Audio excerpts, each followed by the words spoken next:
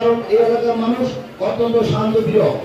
সারা বাংলাদেশের সহিংসতা হলো আমাদের কমিটিকে জানান, আমরা সভ্যতায় এবং উজ্জ্বলাই আমাদের পাশে আছে নেতৃবৃন্দরা যে ধরনের সাপোর্ট পাইছি, আমরা আশা করি এবারও তার চেয়ে ভালো সাপোর্ট পাবো। শারদীয় শুভেচ্ছা, নমস্কার।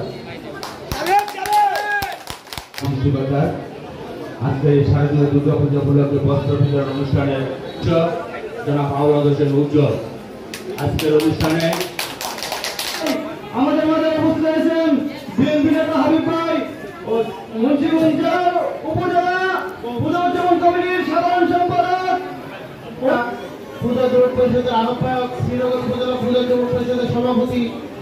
আমরা পাশে থাকবো তা আগামী শারদীয় দুর্গোৎসবে এবং এই 2025-এ অভিনয়ের বিপদের সময় দাঁড়িয়েছেন, তাই আমরা তাকে বলবো না। আমরা